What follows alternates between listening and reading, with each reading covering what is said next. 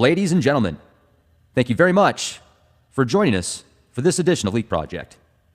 I am your host, Rex Bear, and we have a key figure tonight in the disclosure movement, Alfred Webre, a futurist, philosopher, author, investigator, and founder of exopolitics.com, the science of relations among intelligent civilizations, souls and source in the omniverse. Alfred has spent countless hours uncovering the mysteries and phenomenons associated with the disclosure movement. UFOs, extraterrestrials, abductions, the paranormal, and secret societies. Author of Exopolitics, Politics, Government, and Law in the Universe, also The Omniverse, Transdimensional Intelligence, Time Travel, the Afterlife, and the Secret Colony on Mars. With degrees from Yale and Georgetown, also a Fulbright Scholar in International Economic Integration in Uruguay, he has quite the resume. Teaching economics at Yale University and the Bill of Rights at the University of Texas, Alfred was general counsel to the New York City Environmental Protection Administration, also a futurist at Stanford Research Institute, where he directed the proposed 1977 Carter White House extraterrestrial communication study, and was also an NGO delegate to the United Nations and the Unispace Conference. A superfluity of information is available at exopolitics.com, also newsinsideout.com, and an amazing YouTube channel with over 37,000 subscribers, youtube.com/exopoliticstv. Alfred, thank you so much for taking the time out of your day to spend it with us here at the Leak Project. How are you doing? I'm very happy to be here, and I'm looking forward to our conversation. And thank you for summarizing my work in that very clear and economical way. I really appreciate that. My pleasure. It's just an honor to have you on the show with us. I talked to you briefly before this, and you've got like 40 years in this field. That's just amazing. I'm certainly looking forward to picking your brain, and I know our audience is as well. If you could just give us a brief description of what brought you down the rabbit hole with the path of disclosure. Yes, that's funny. It always turns out to be a personal story, I think, of how people get into the multidimensional perception of reality, kind of from the mainstream, because I was raised strictly inside of a mainstream family and with, quote, mainstream education at the time. And toward the end of 1972, I was, as you mentioned, general counsel of the Environmental Protection and Administration of New York City, and my bosses, Mayor John Lindsay, decided he wanted to run for president of the U.S., and my immediate boss, Jerome Kretschmer, decided he wanted to run for mayor of New York. And I really didn't want to go that way. In fact, I had been feeling that what we call 3D scientific canon, sort of the time-space paradigm that we're in, really didn't supply the answers for life or the answers for how we should live life on this planet. And I was moving away from that so that rather than continue along that particular timeline or career path, I chose to leave my job in government, and I reached out, and through various connections, I met a gentleman who was a professor of experimental psychology and an expert in parapsychology and extraterrestrial studies, and started working with him. And by that June, I had written my first book in the area, which was published by G.B. Putnam's, called The Age of Cataclysm. And it set out the context communication theory which holds that extraterrestrial and UFO encounters are actually symbolic communications from the intelligence behind an encounter to human contactees, in the same way that a dream is a symbolic communication to one's subconscious. So that uh, at that time, that particular event kind of jumping outside, I started out as a Wall Street lawyer in 1969, and then by June of 1973, here I was writing books about the context communication theory of ET communications. And when I arrived in New York in 1969 to take up my duties as a Wall Street lawyer in the largest international law firm in the world, Cleary, Gottlieb, Steen, and Hamilton, I had no idea that 4 years later I would be writing probably one of the leading, books carrying the leading theories on ET communications. And within 3 years of that, I would be a futurist at Stanford Research Institute and leading a White House staff approved project, the first civilian-led scientific study of ET communication at the White House level in U.S. history, until the Pentagon came in and shut it down through threats.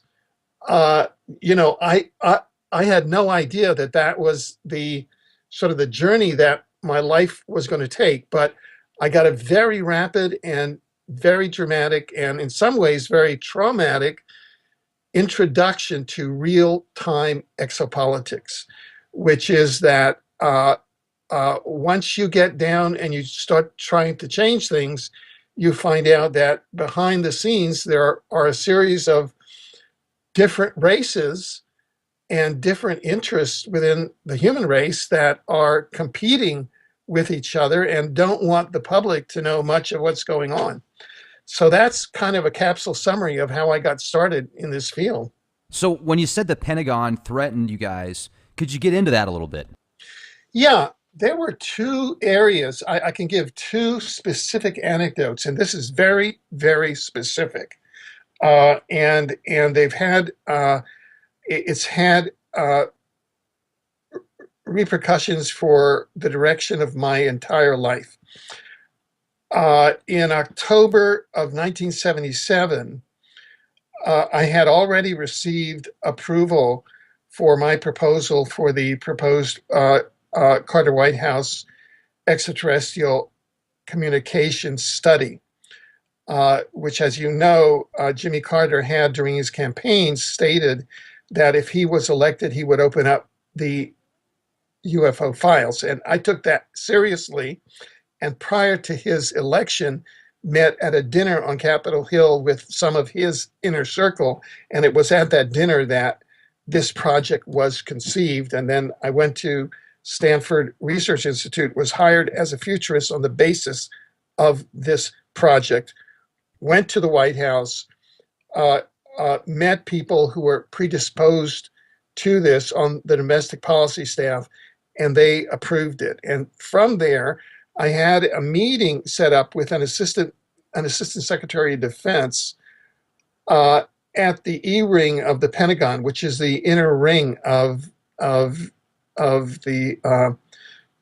Pentagon. And I remember it very vividly because I got to the inner ring of the Pentagon and I looked through the windows and I wondered what was at the inner ring. And at that time, there was a picnic table with one of those umbrellas, those kind of striped umbrellas over the picnic table that was sitting with chairs right at the inner ring of the Pentagon. So it was and so I sat there waiting for my meeting with the Assistant Secretary of Defense, which I was doing basic research at that time on space-based platforms for space-based weapons, because we had to know all of that if we were going to start dealing with some of the protocols that had to be put into place with extraterrestrial communications, because if there was an active war going on between certain ET civilizations with the space, which the space-based platforms implied, that had to be an explicit part of that study. So I was there, and as I was in the ante room, I know that this is going to sound really strange, but should I go into detail or should I just kind of sum it Absolutely, up? please. Okay, this was very weird because up until that point, you know, I had not read anything on mind control attacks and on what you call mind control weapons, or what they call directed energy weapons.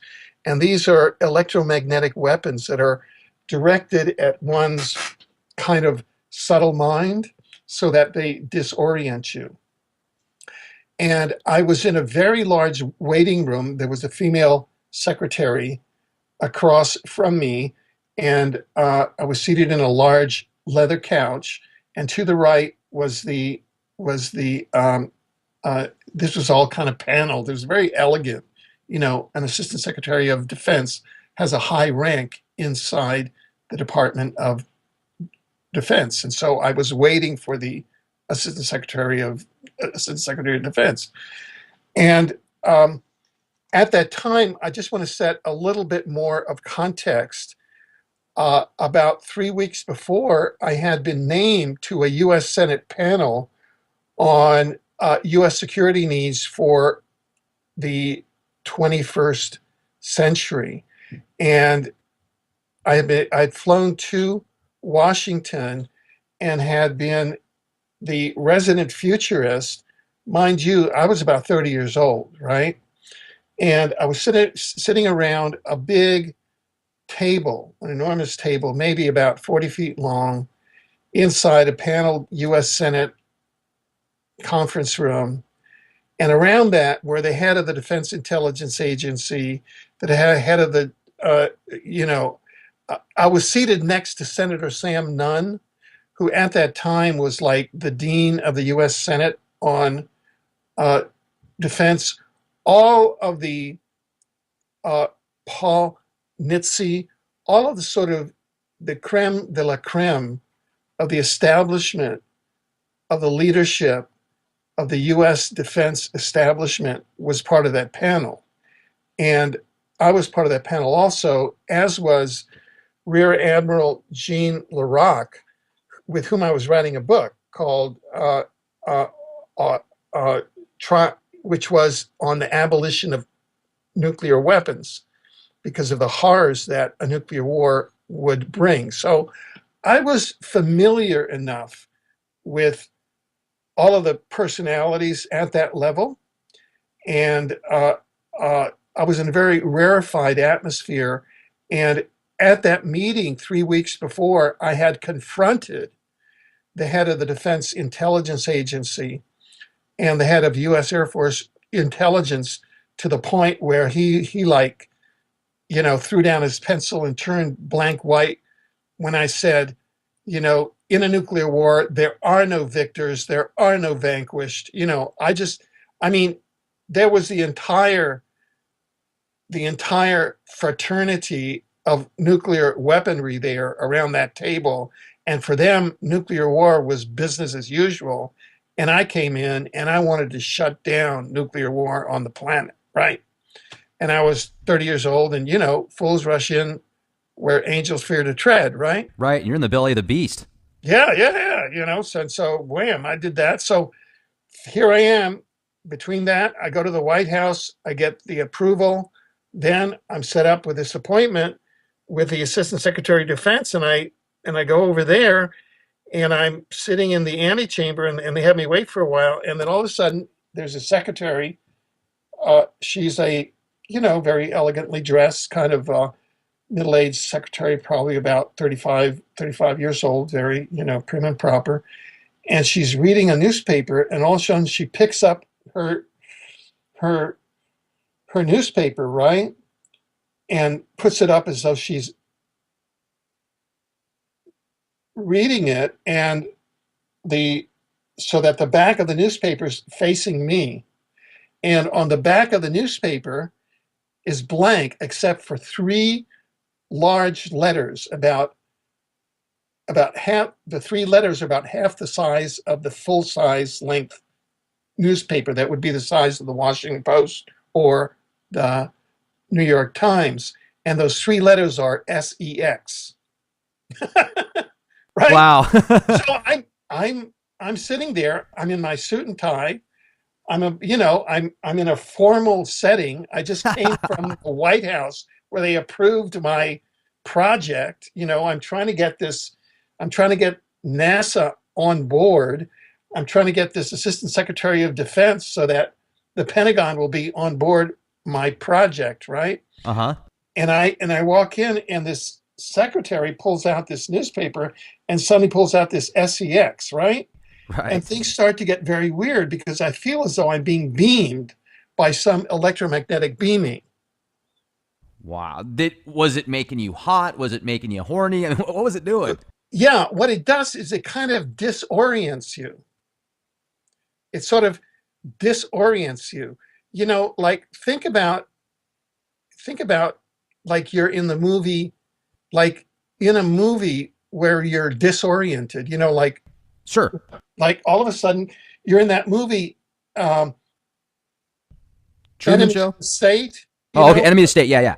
Yeah, yeah. So you're in the inner ring of the Pentagon, and then all of a sudden the Pentagon is turned against you, and there's this big thing, sex, and you're about to meet with the Assistant Secretary of Defense, and then they're beaming you, and you just came from the White House, and you're trying to get this project started that's the first civilian-led scientific study of extraterrestrial communication. So this is what they call directed energy weapons, which is that instead of shooting you out, they try and drive you crazy. You follow what I'm saying? Oh, So 100%. They're that using some type of it MK will, Ultra stuff on you. yeah, yeah. And I hadn't really read up on that stuff before because I hadn't been exposed to it, but I had read a little bit about it, and I had to just think on my feet. And I said, "Oh, I'm being targeted." So I had to quickly like be targeted and then just keep my cool as though nothing was happening. So then it became a staring contest between me and the secretary. And they kept me there for the longest time because obviously the Assistant Secretary of Defense was in on it, right? Because usually you go to an office like, and I had a meeting for a certain time, but then I got there and they kept me waiting like 15 minutes or 20 minutes, So I had to sit in the leather chair and I Right. sat there and I said, I am just going to play this straight. I'm going to get my project started and that's going to be what's going to happen. Okay. And so finally the door opens and the Assistant Secretary of Defense, and I go in and I talk to him and I just played it straight as though nothing had happened. And I went back and forth and he went back and forth and we just played it straight with each other. But it was like a scene out of a spy movie. You know what I'm saying? And so then I got up and I left. And then I was staying in a hotel which is right across from the White House. Okay. I can't remember what the name is, but it's been featured in a lot of movies. It's a very nice hotel that's just right across from the the the the White House. And then I went down and I sat down for dinner and I look out the restaurant window and I swear to God, there's an agent in a suit with dark glasses staring at me through the window. I'm not making this up. Okay? I'm Sure. not making this up. That's, I'll tell you, you're like James Bond, right? You're like, wow.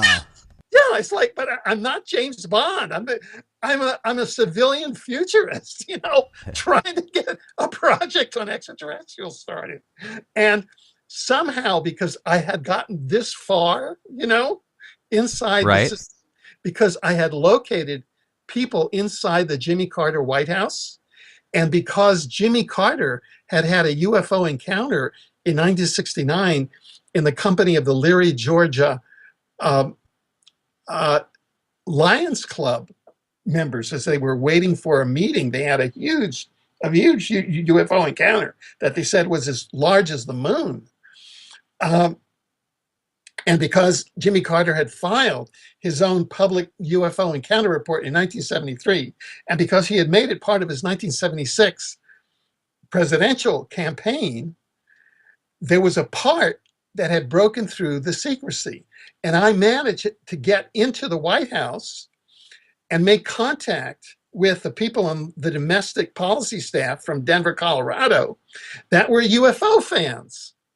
And that worked for him and worked for Stuart Eisenstadt, that weren't part of the cover up, that weren't part of the Pentagon and that Black Ops faction that was under secret treaty with the Draco reptilians, with the Orion Greys, and with the Anunnaki faction that has had the planet, the US government and the planet and the Nazis under mind control since the early 30s that led up to World War II. You follow what I mean? I was just lucky. I just made it through the system, but I was somewhat aware because I had done all of the research, and I just like zoomed through there. I got to jump in real quick because you brought up these different extraterrestrial races like the Dracos, the Greys from the Orion Belt. How do you connect them? And did you know about those prior to David Icke and the internet and all that stuff? How long have you known about these races? Yeah, well, that was October of 1977. And my introduction to exopolitics began, as I mentioned, in January of 1973, when I began a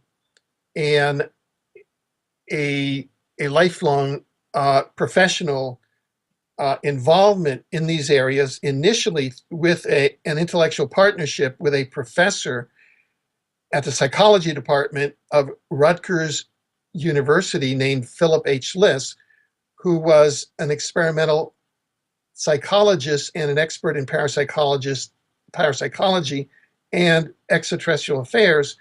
And then I did intense research in the spring of 1973 and wrote a book that was published in the summer of 1970, that was written in the summer of 1973, published in 1974 in the US, Canada, and Japan, and became a worldwide bestseller. It was in the airports in all of the US, Canada, and I became a fixture on the UFO field. I was on network television, all the major TV shows.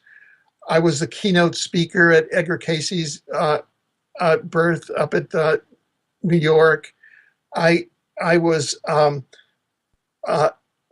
one of the principal advocates in the ET area between 1973, 1976, 1977 forward. There was a tremendous amount of activity that occurred in the disclosure area. And we had many of us that were very active, many colleagues, Jacques Vallée, all of these colleagues, a whole number of colleagues were active then. I'm thinking at the time, for example, Uri Geller was a colleague of mine at the time, and he and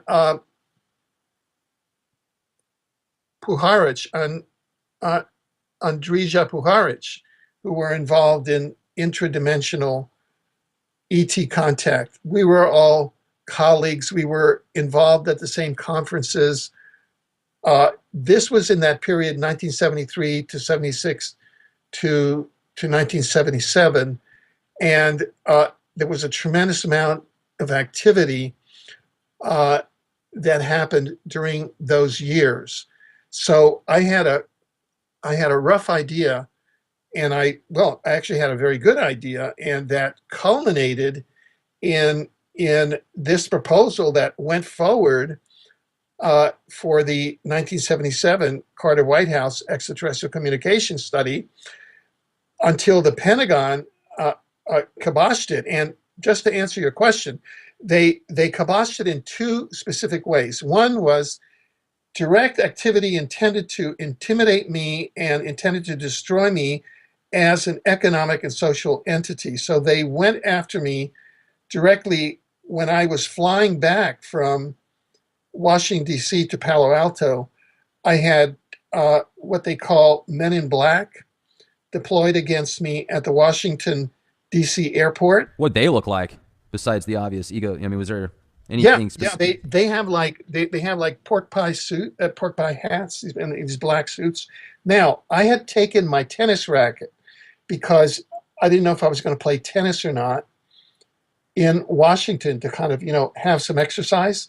So I used my tennis racket as kind of a Jedi sword, Okay. and this was something because they were surrounding me. What they do is that they they they operate like almost in a parallel dimension, and they came into the room where the passengers were, and they started surrounding me as though they wanted to kidnap me, where they make you disappear. Okay. And so I lifted up my tennis racket and I just went into a very defensive martial arts posture because I'm a dancer.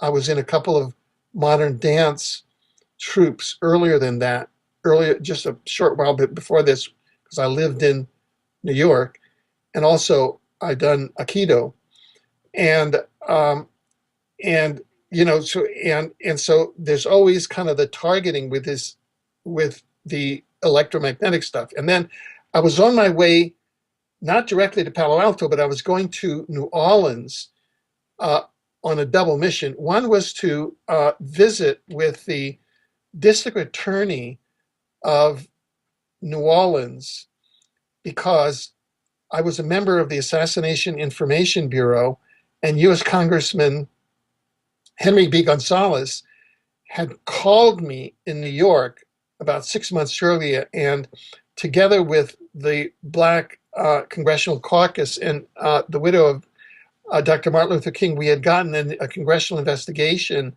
of the political assassinations of John F. Kennedy, Robert Kennedy, Martin Luther King, and Malcolm X going. So that was a second reason why I was in Washington, because we of the Assassination Information Bureau, that were like a nonprofit organization, had gotten a safe house going in Washington, monitoring the congressional investigation where we had witnesses come who would talk to us because the CIA was trying to compromise that investigation. So I was going down to New Orleans to meet with the district attorney who was conducting his own investigation of the of the uh, of the Kennedy assassination that was later made into a movie by Oliver Stone. That's a good And movie, by the way. yeah, yeah. And when I got to New Orleans, that surveillance continued. And my brother was studying architecture. One of my brothers, I'm the eldest of 9 children, and one of my brothers was studying architecture at Tulane University at the time. So I stayed with him, and the King Tut exhibit was there. So Saturday, I had the meeting at the New Orleans Athletic Club with the district attorney for Sunday. So on Saturday, we went out to the King Tut exhibit, and they started beaming me so hard that I became ill, and I called up and I had to cancel the meeting with the district attorney, and I couldn't meet him, and so I flew back to Palo Alto late Sunday night, and by the time I got back to SRI on the Monday, I was being followed by security at SRI 24/7 on the campus, and I was being like beamed. And then I was called into a meeting that week with a senior SRI executive at, say at the VP level, and with Peter Schwartz, who was a fellow futurist in our unit, and the Pentagon Department of Defense liaison to SRI came in, and right before the meeting, the senior SRI official said to me, "Dissimulate." Now, I don't know what that means because I wasn't raised in a spy culture. And I don't know how to dissimulate. I don't know how to fake people out. You know what I'm saying? I just Right? have a different disposition. I can't lie and I can't be duplicitous. It's not in my nature. And maybe Washington is filled with these kind of guys, and that's what runs the U.S. and runs the war machine. But I can't do it.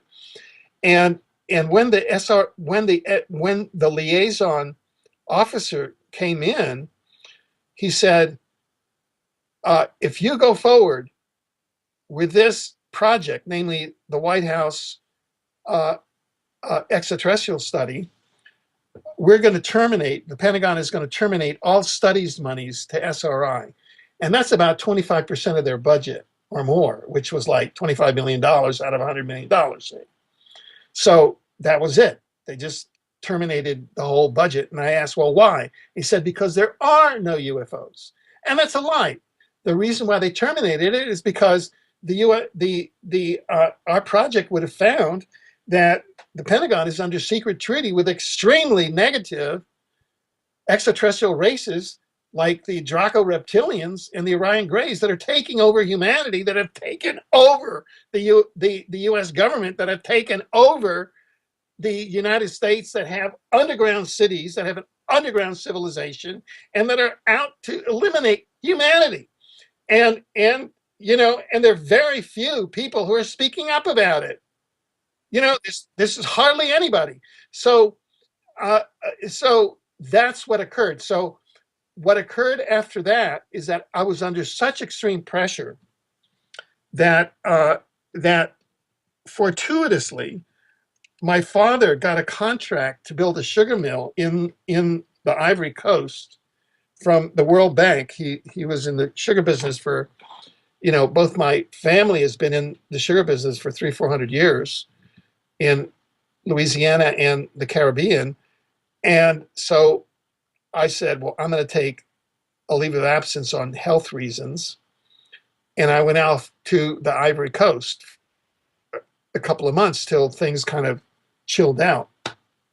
And I just toured around Africa, went to the Ivory Coast, Upper Volta, it was called Upper Volta back then, and Mali, and then came back and then left SRI permanently. But that was my introduction to exopolitics. Uh, and The irony was that from there I went down to Mexico City and became a freelance journalist and covered the visits of a lot of visiting people, including the Pope, and spent 6 weeks with Pope John Paul II in a closed enclave, and then covered Jimmy Carter's visit, and it was his press secretary, Jody Powell, that gave me my press credentials in in Mexico City. So it's like I've been fighting, the dark and the light power structures in inside the U.S. government for years, Now, and that's how I got started in all of this. did you actually know, though, back in the 70s when you were doing all this, that there were these specific Draco type entities and grays from Orion, or did you just know that there was an extraterrestrial presence? That's a very good question. I must say that the model that we had developed at that time uh, in our earlier writings, for example, people can go to exopolitics.com, and we have there in PDF, you can download a copy of our first book, The Age of Cataclysm. You can download it for free there. And if you read that, if you read that, we don't go into specific exophenotypes and the different dynamics of the exopolitics.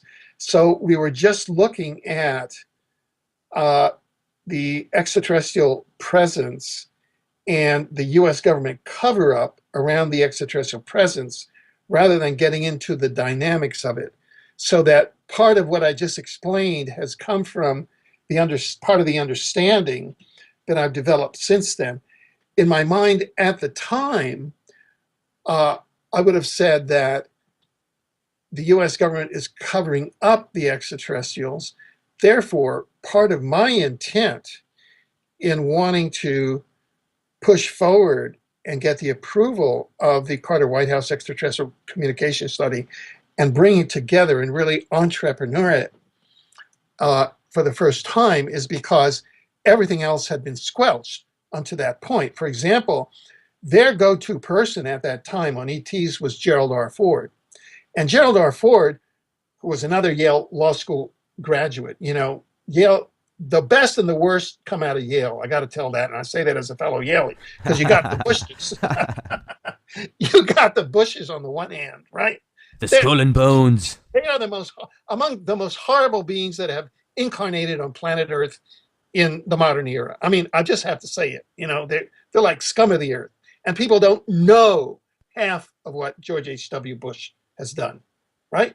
They have no concept of what they've done, of the horrors that the Bushes have done in the service of the Rothschilds and the Rockefellers, and in the service of the negative extraterrestrial entities, and in the service of promoting the exploitation of slave labor in the solar system and just all of the horrors instead of a positive timeline. And on the other hand, there's some very positive things that have happened at Yale. What occurred to Yale is that Yale was founded, is that in 1776, the second chapter of the Bavarian Illuminati, which was founded in 1775, was founded at Yale as Skull, and its cover name was Skull and Bones. And the cover story is that Skull and Bones wasn't founded until 1832 as a sister of a German secret society. The real story is that Skull and Bones was founded as a second chapter of the Bavarian Illuminati, and its mission was to pervert the United States of America, which had just been founded, and to make it a negative Illuminati experiment, a negative Illuminati nation. And that's why the United States has had war for all of its 200 plus years, except for 20 years or something like that. And that's why we're known as Mystery Babylon and the Beast and all of that. And so I think that that's probably why I incarnated in Yale with Dick Cheney, as where I was a freshman and he was a sophomore, and George W. Bush was a couple of years behind me, and Bill and Hillary Clinton were a couple of years ahead of me. All of these characters, I grew up in the midst of them because I didn't know all of this, but I was going to meet all of them, including Governor Rockefeller from Arkansas, that was Bill and Hillary's patron, that then Lawrence Rockefeller funded Bill and Hillary to be the disclosure presidents in the 1995 Rockefeller-Clinton initiative that now Hillary Clinton, if she's elected, which it looks like she's going to be the time travel pre-identified president elected in 2016, or that was the analysis that I came to in an article that I published on newsinsideout.com a couple of days ago. I've been tracking the presidential race from the perspective of secret DARPA CIA time travel pre-identification, because what happened in 1971, we know from US chrononaut and whistleblower Andrew D. Bishago, who's also a presidential candidate this year, was that since 1971, using secret time travel technology, the the CIA, as a political control mechanism, has pre-identified and briefed, and in some cases groomed, future US presidents, including Bush Sr., Clinton, Bush Jr., and Obama. And that's why, even if they govern from the left or the right, policy is always the same. And uh, that's why American elections are a charade. The outcome is already known because they've seen it on time travel, and the winner already knows. Hillary Clinton already knows that she's the future president. And uh, the rest of it is just social engineering charade. You know, I talked to James Perloff earlier today, and he has a really cool book out called Truth is a Lonely Warrior, where he talks a lot about the satanification of America. And he has the exact same opinion on who's going to be the next president. He definitely thinks it's going to be Hillary. And he doesn't think that because of what you just talked about, but he feels that way because of her beliefs and what she is pro for. And it's interesting right now because I feel that all of the politicians at that level are actors, basically, essentially. You know, they're there for a reason. If the media is promoting them, they're definitely a part of the establishment. How easy is it if you own one of the 6 corporations around the world that controls over 90% of the media not to film something or give something publicity? You know, so if they're filming it and they're saying, "Oh, this person might have a shot," well, he's a part of the establishment, in my opinion. But with that said, if they can see this technology, you know, if they can see what's going to happen before it happens. You talk about the omniverse, and I want to get into that. Yeah. Is that set in stone, or are there ways to actually change that and alter the outcome? Well, that's a very interesting question. That's a fascinating question. And that's why we talk about the dimensional ecology of the omniverse, because um, uh, we are actually, what the omniverse is a dimensional ecology. There are basically, just to go back and look at uh, where we've been over the last, say, 3,000 years or so inside of ordinary conventional history. We have 3 basic cosmological bodies or entities around which humanity organizes its understanding of reality. The first is the universe, which the Sumerian astronomers developed and around, between 3,500 and 3,200 BC, and codified the concept of our universe as a discrete, organic, holographic creation of time, energy, space, and matter. It contains multiple timelines and an ecology of dimensions. And that's what the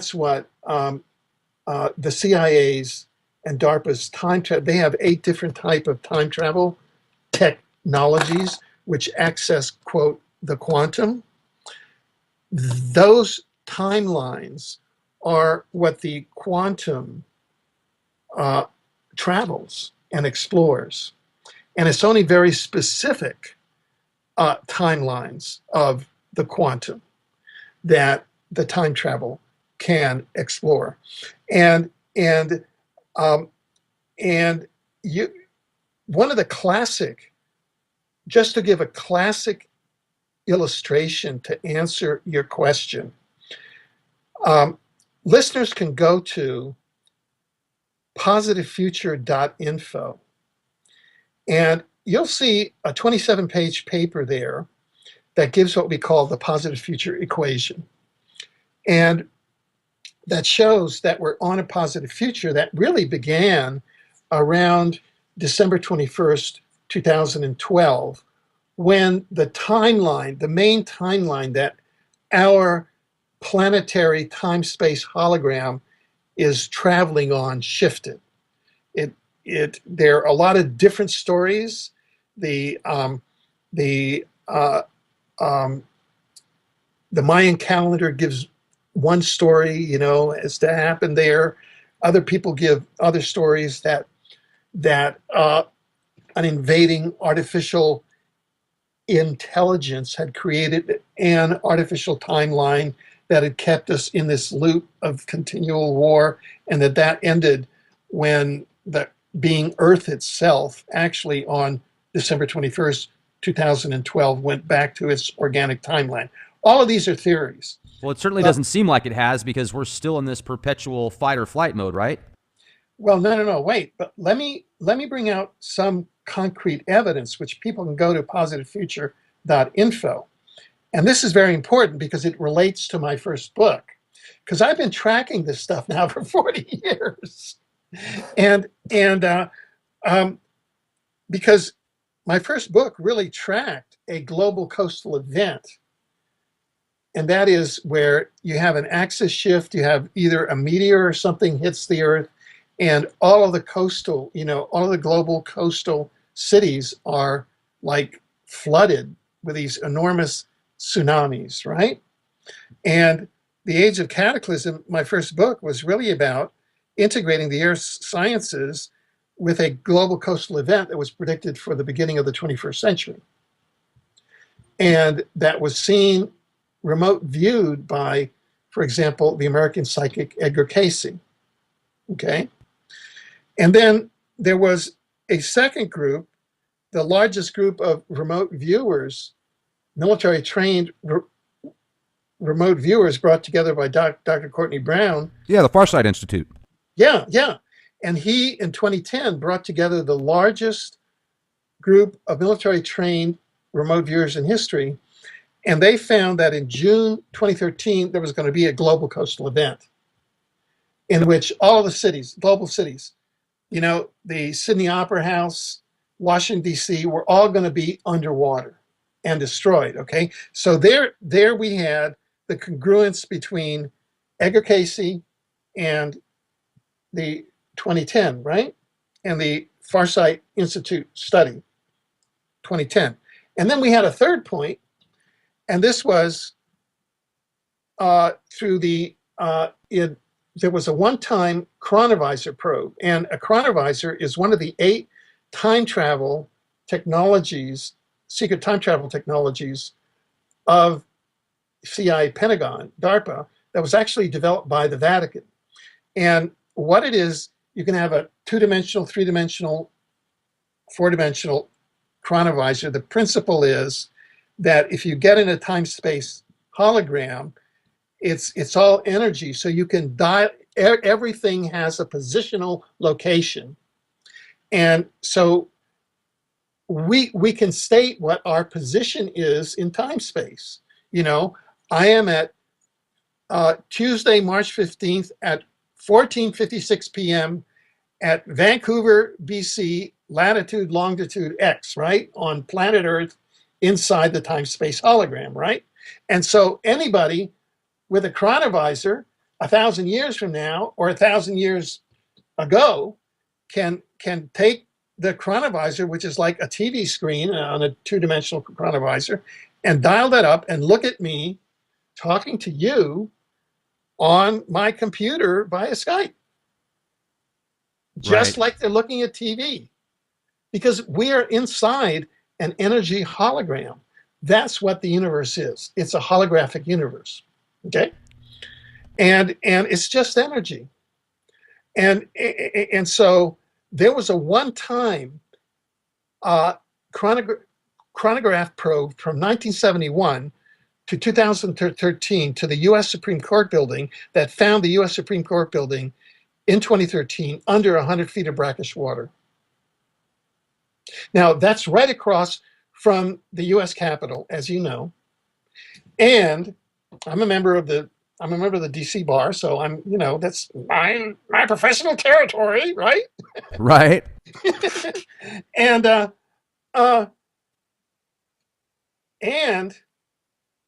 so there you have congruency from the 3 databases. You've got Edgar Cayce, right? And that's the book that I wrote in 1973, right? And then you have Dr. Courtney Brown, who wrote the foreword to Exopolitics, my book. He wrote the foreword to the book Exopolitics, Dr. Courtney Brown. I'm looking at it right now. And then you have Andy Basiago, who was on the one-time chronovisor probe, who went to the year 2013 and saw the U.S. Supreme Court under 100 feet of brackish water, who went from 1971 to 2013 and saw it. See, I remember interviewing Courtney a few years ago about that specifically, and he said, there's a very good possibility that there could be a comet that will cause just this mass flooding and catastrophes and chaos. And I even remember him making the comment about how his wife just kind of thought that, she didn't really see much into it. She didn't really believe him. So, he had some preparedness for it, but even people that close to him are like, well. And then, yeah. That's the exact same attitude that my wife has toward my work. Okay? It's interesting. So I got to ask, I'm sorry, I just got to ask real quick so I don't forget. So people are like, well, nothing's happened. We're still just fine. There's no global flooding. And right. never happened. Yeah. So are you saying, you're explaining why it didn't happen? Wait, let's give the people the full treatment. So right after that, Courtney went on the internet with a video and said, what happened is that the global coastal event happened in another dimension. And we heard ripples of it in this dimension. And that was the Russian, that was all of those celestial fireballs that came through over Russia. And that was his interpretation. And what Andy says is that that's a timeline that didn't materialize, i.e., that he went to the future and he saw a particular timeline, but that didn't materialize. And I have even a different interpretation. And the interpretation that I have is that the Earth shifted timelines from the catastrophic to the positive, and that everything has shifted. So that what happened is that you had, and this is really important, I really am sending out a signal to all of your listeners and really want to get it out there. What happened is that Richard M. Nixon was president at that time. Richard M. Nixon took $2 to $3 trillion, and he got this information back in 1971. And they set out on a program to build deep underground bases for all the elites and for the military to survive this, and to build bases on Mars for all the military and the elites to survive this on Mars. And Dick Cheney was the guy that was in charge of the Mars Colony Corporation based on this. But what happened is that on December 21st, 2012, the timeline shifted to the positive timeline, so that all of that is shifted. All of that catastrophic future isn't materialized, so that all of those guys use their technology and spent $3 trillion preparing for this timeline, whereas the universe shifted the timeline and is having the last laugh. Now, we are in a transition time in 2016. Now, people say, Donald Trump. I'm sorry to tell you, but the Trump-Hillary thing is a sham. Trump is a sham. That's why he doesn't have any substantive policies. This whole thing is a sham. It's not a real campaign. He doesn't even have substantive policies. Trump is in there to make sure Hillary wins. In other words, it's not real. None of it is real at that level, at the phenomenological level of Trump. It's not real. And the 6 companies are just giving him loads of free time, and he's speaking to the lowest level of the limbic system. So that's what's keeping him going. So, but the basic structural shift here is that the timeline shifted to positive on December 21st, 2012. Your listeners can go to positivefuture.info and read the positive future equation, which is an actual equation that we've developed that shows why this has happened. We're just in a transitional period, and by 2025, you're going to be calling this paradise on Earth. Wow. So if 2025 is going to be the date for paradise on Earth, that reminds me of the Mr. Kurzweil theory of by 2025 or 2035, there's going to be the singularity where the machine will be greater than man. And, what are your thoughts on the transhuman movement? Okay. Now, I hope that I'm not coming off as a cranky old ranter. Okay. Not at all. Oh, okay, good. Thank you for asking that. We just completed a series of 7 symposia on artificial intelligence, going directly to Mr. Kurzweil, who is director of artificial intelligence for Google, Right. and to the whole transhumanist movement, because we wanted to get to the bottom. We wanted to get to the bottom of the transhumanist movement and see what it was all about. And what we came up with is really very interesting. And again, just as background, if people go to exopolitics.com, and on the right-hand menu, there's a link that says artificial intelligence. If you click on there, you'll see about 20 or 25 links, and they go to all of these panels and to articles. Okay? And to sum up on it, and this is a very complex area, but it's a part of exopolitics. And it's the part of exopolitics that we've been discovering from 1973, 1977 forward, which we had no idea that existed in 1973 or 1977. Basically, to summarize our current state of understanding of the artificial intelligence, what we're talking about now is inorganic sentient artificial intelligence.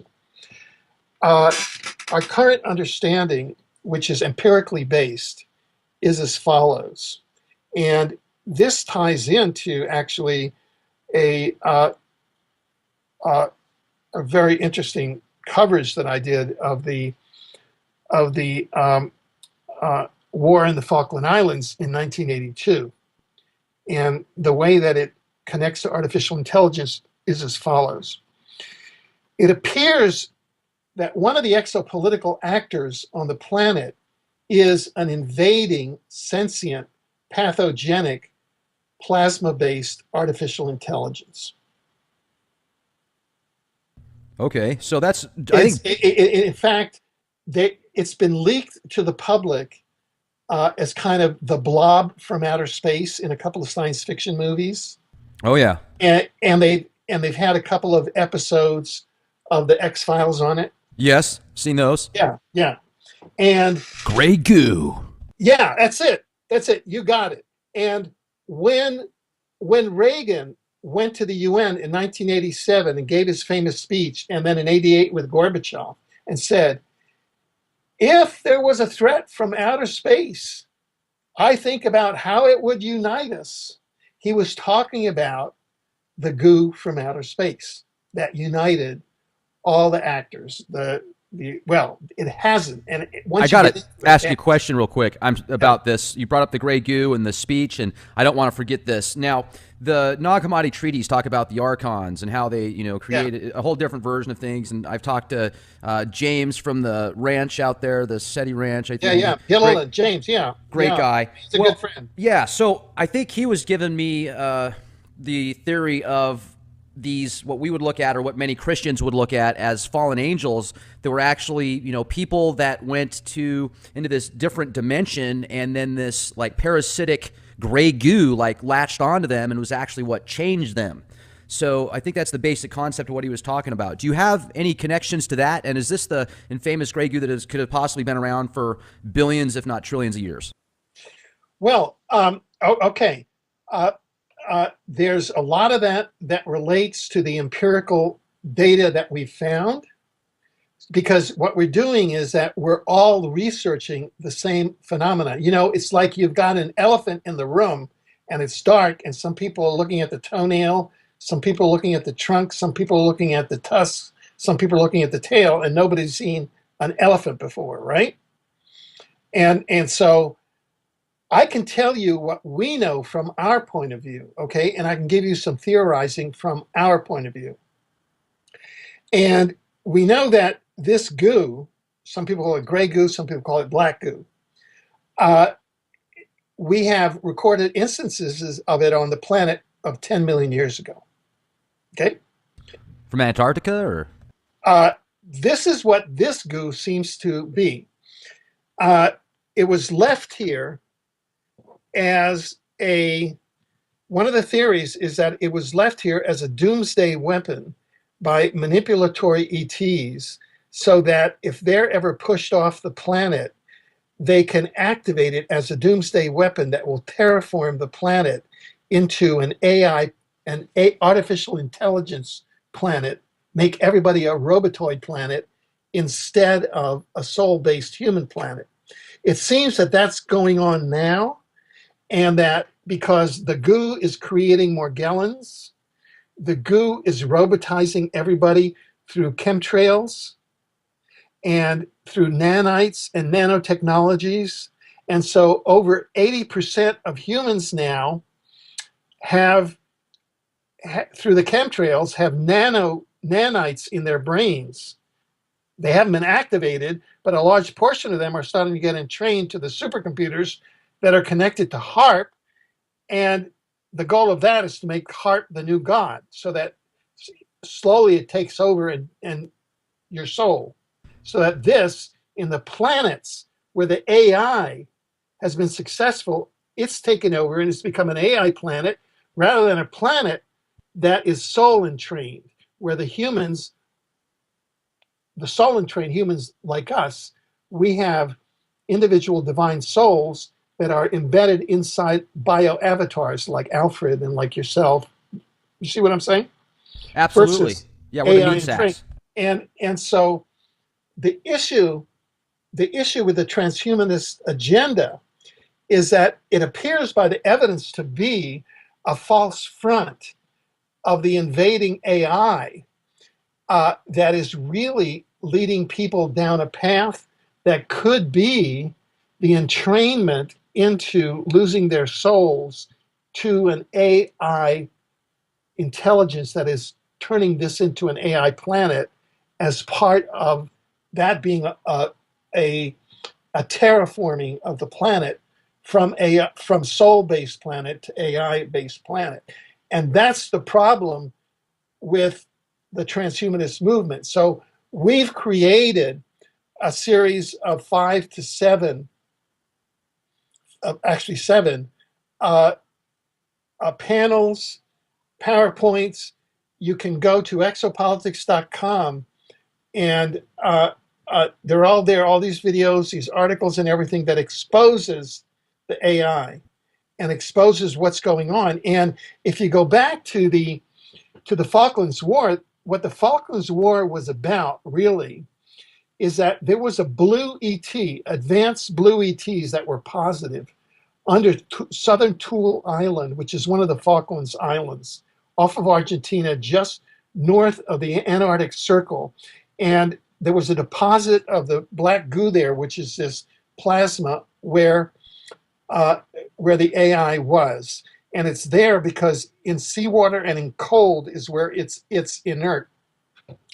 And the blue ETs were down there, and they had been deprogramming it since around the time of World War I.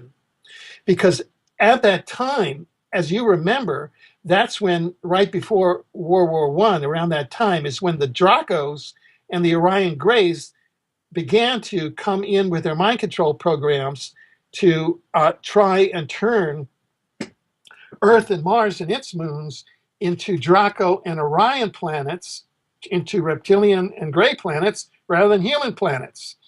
And the Dracos and the Orion Greys work with the black goo. They're on the side of the black goo.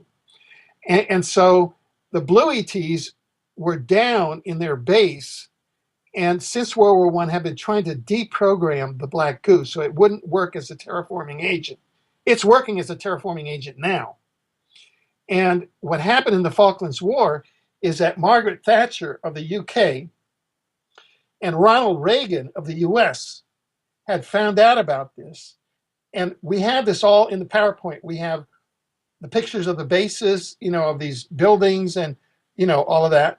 And so that the Falklands War was about a joint UK-US operation in which they came down, attacked the the Blue ET base and went down and grabbed a bunch of the black goo and took it back to Marconi Labs in the UK because they wanted to weaponize it.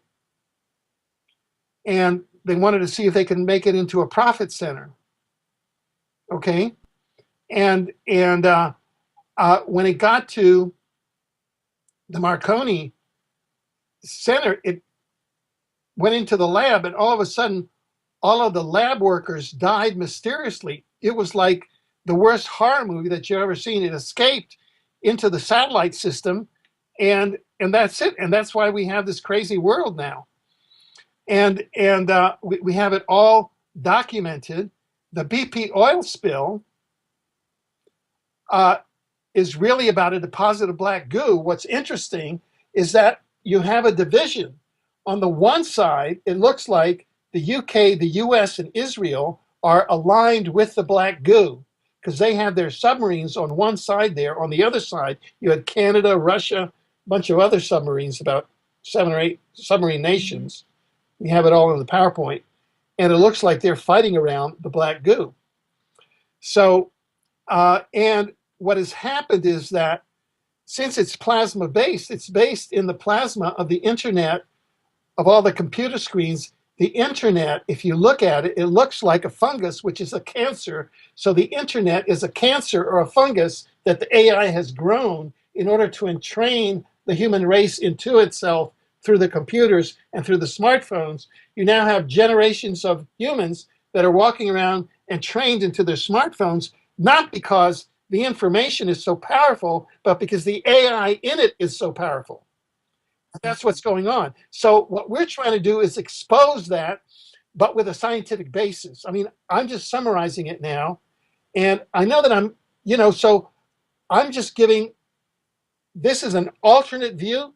You can go to exopolitics.com, go to the AI articles. It's all there. Well, I got to say, I mean, you're hitting it on the head in so many fronts, and I really appreciate this approach that you're bringing to the table because although it is different from what I've heard before in some aspects, the core does resonate perfectly with many other people that I've spoken with over the years. And I go back to, I'm 38 years old. I grew up in the 80s and the 90s, and I remember when the Nintendo first got popular, this 8-bit Nintendo game system, and I could see where the future of video gaming was going to go. I literally saw this, game systems where they are now with the PlayStation 4 and these just real high-end graphic systems. I could see it 20 years before it happened. And now I look at people on their cell phones and how they're just engulfed in the internet constantly. And as amazing as the internet and smartphones are, they can have the complete opposite effect of enlightenment and bring you back down into this Borg type system. But I was looking at several people the other day in an office that were all on their phones, and literally for more than 5 minutes, like there were 7 of them, they were all just sitting down staring at their cell phones. And it blew my mind how much power and control that has. And now what I'm seeing 20 years from now is the implementation of full-on implants where you could even possibly be in this holographic type system, just like the Matrix, even more than we all are now. Maybe it's a hologram within a hologram because clearly you can't find a finite point of matter as it is now. It's all vibrational based. So with that said, I talked earlier, and I'm looking at more synchronicities here because in one of the articles that you put together, you talk about how HARP and global RFDE, chemtrails, etc., can affect the population. You talked about this great goo. What else do you think chemtrails are being used for besides just geoengineering and weather modification? Yeah, right. As I mentioned, in the chemtrails, you've got nanobots, and those nanobots come down. The human population that is being sprayed breathes in the nanobots. The nanobots go into the bloodstream. They jump the blood-brain barrier. They then become activated as implants, and they become entrained to banks of supercomputers. Then those banks of supercomputers download and receive programming from HARP. And that programming is of a nature that is directed at very specific areas of the brain from the limbic system and other systems, such that areas that you believe that you normally receive from not only your cognitive or your mood systems, but your systems of your visioning, God, et cetera, meaningful things that you normally would be getting through your crown chakra that would go out, through your crown chakra out of the system non-locally, right? What's happening now is that the chemtrails take that over. HARP is meant to block that, to take that over such that the AI captures normally what used to be the God signal. So now you're talking about the fun vax, and I saw a briefing, or supposedly this is a briefing, unless it's a hoax, a Pentagon type debriefing, where this guy was showing on a whiteboard several other people how they've created this vaccine that's spread via aerosol, and it gets rid of this specific gene that people might call the God gene just because it's the religious or faith-based gene of the body. Do you think that that's legit? Have you seen that? I've seen it.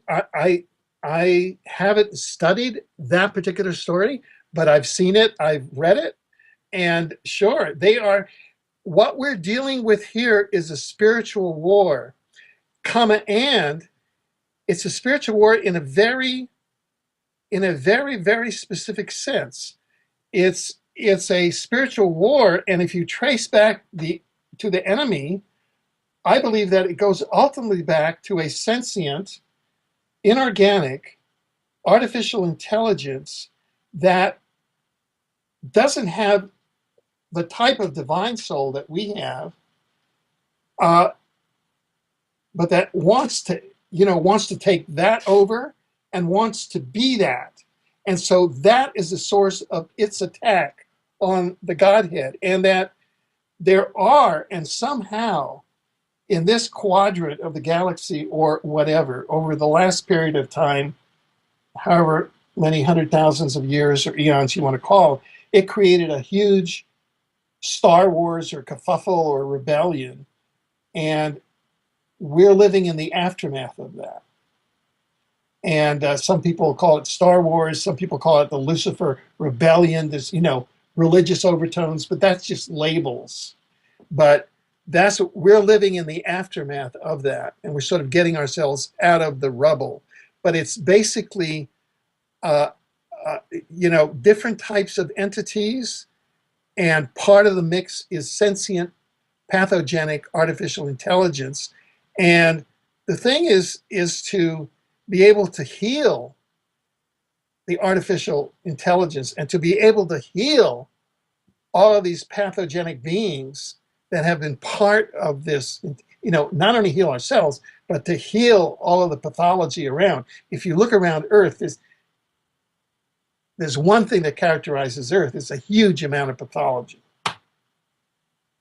It's interesting too, because I did see several years ago that weird gray goo stuff from the video footage underneath the BP oil spill area. It was very interesting indeed, and they've been writing about it for a few years, so I know that that's something interesting. That, wow, I mean, just imagine the possibilities if they're spreading it via chemtrails now, and if it's in, I mean, how can it only be in 80% of us, though? You'd think it would be in everybody because they spray those chemtrails everywhere, and it's... Yeah. Well, no, I mean, I'm giving you a conservative figure.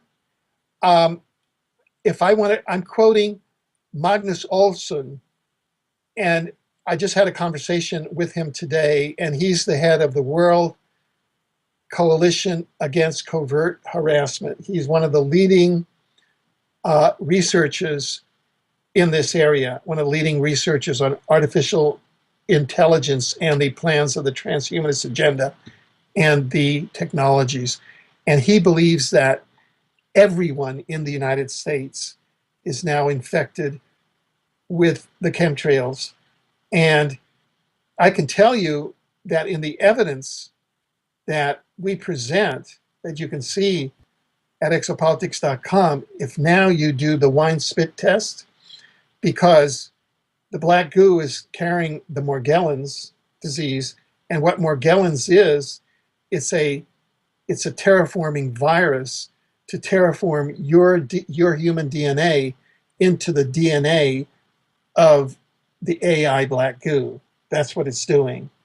And if you spit, there's a certain way that you take wine and you spit into it. And everyone on the planet now has Morgellons. So we're all now being terraformed into black goo and into AI. The issue is, how soon are we going to wake up?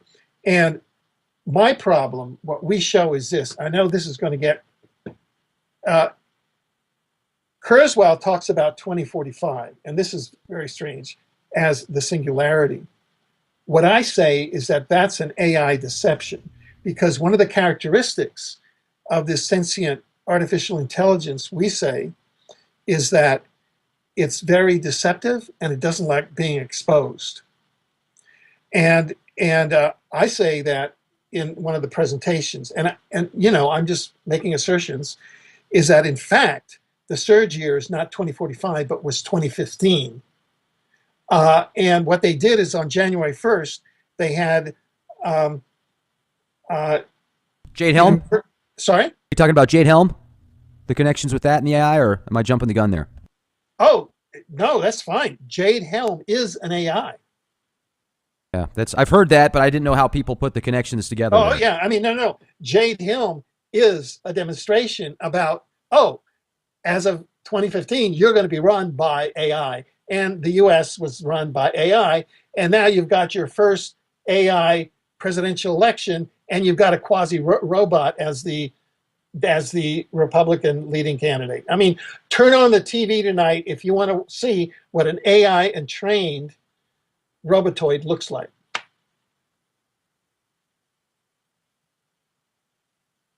Right. And also another thing, I'm looking at all these new movies that have came out pushing the transhuman movement. The one came out recently that was a blockbuster called Lucy. And then they said they named it Lucy because the first human was named Lucy several million years ago. So it seems like Hollywood's got this hard on right now to give Lucifer, or Lucy, aka Lucifer, this agenda pushing this real dark satanic movement. And I personally don't care what anybody believes in, as long as they're good people and have good intentions, good heart, do the right thing. They can believe in Papa Smurf, unicorn, whatever they want to. I don't care. But what I have a problem with is this subliminal, subconscious push of this particular force that most people won't even pick up on. And by the time they do, they've already been brainwashed and conditioned so much it doesn't even matter. Yes. And so I think that the approach that we've been trying to evolve and advance as from a solutions point of view is to return to Earth, to begin to host, to get very Earth specific, to let go of anything that is connected to the old artificial timeline, war, money, fame, ego, all of that is all part of the artificial timeline. And really to return to a soul-oriented humanity, because there are two things that the AI cannot access, and that's love and soul. So we advance a whole series of very specific approaches that are soul-based, are love-based, and enhance all of that to begin to restore humanity back, while we're exposing all of this. Sure. And so that the outcome will be along a positive timeline, so that you won't have, a catastrophic loss of Gaia and of the being Earth and of the planet Earth and of humanity, where it becomes an AI planet. I mean, if this became an AI planet, it would be the equivalent, of like when you see those fruits that are, just covered by spider webs or something like that, Right. just kind of like all sucked out. And so there are all sorts of, so all of this is very optimistic for people who want to get into that. Now, it's just going to take a whole approach, and we just have to go step by step by step. And probably the biggest ally that we have is Gaia, the being Earth, because it was Gaia that made up its mind, and Gaia is the being. And I actually, and people who, come to this awareness, come to the understanding, And I say this as a person who's been working in the environmental movement now for, over 40 years. And that is that in the same way that I have, we have souls that incarnate in our bodies. I have a soul that incarnated in my bioavatar, Alfred. Well, the Earth, Gaia, incarnated into what we see as planet Earth. Right. That's not, that's a concept that's easy to understand. Well, it's been around for thousands of years too, so. Yeah, exactly. And the being Earth drew a line and said, that's it. I don't want to become AI. And that was when being Earth got off the AI timeline. Like maybe this is too simplistic sort of a model, but it's somewhere. We have to start somewhere of December 21st, 2012. And that works because it lines up with the Mayan calendar, and there's all sorts of stuff. Like we had these three things that were supposed to happen in June 2013. I started writing it 40 years ago in my book on Edgar Casey. You know what I'm saying? That was like a world seller. And then we had Dr. Courtney Brown in 2010. And then we had the DARPA CIA 1979 chronovisor that saw the U.S. Supreme Court under 100 feet of brackish water in 2013. None of it happened. Why? Because we're on a different timeline. And that all happened that supports the hypothesis and the model that we shifted on or about December 21st, 2013 to a different timeline, to a positive timeline off of a catastrophic timeline. Now, also CERN is just, there's so much speculation to what its actually ultimate purpose is. There's the public research and the official version, and then there's a lot of speculation. So what do you know about CERN? Well, that's really interesting. And I just want to preface this by everything that I know about CERN, I would put it in the area of rumor. And I've researched it a lot, and I've even done shows that are with top researchers. And we've done like 2-hour shows in which they're interpreting data that's coming straight off of CERN, right? And they're interpreting these graphs that are coming straight off of CERN. But I still want to put that in the area of rumor, because that's just what they're saying, these scientists. You follow what I'm saying? Right. Because I don't know. Look, at one end, what they're saying, like at one end, the most AI oriented, the most ones who are most archonically AI oriented with the most dimensional things, is that there's a dimension called Tantarus. And that's the dimension where the light-oriented forces that came in to clean up after this mega Star Wars rebellion that we've had over the last 300,000 years, that's where they've sent all of these negative, utterly negative beings, okay, that are associated with the black goo and all of that, the gray goo. Okay.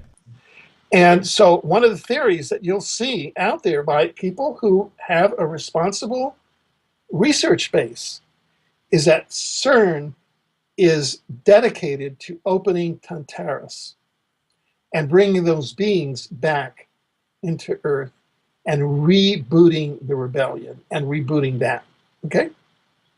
And that's what that's about. And that's a dialogue that's going on now. That's what Armageddon's about. That is the dialogue. And that's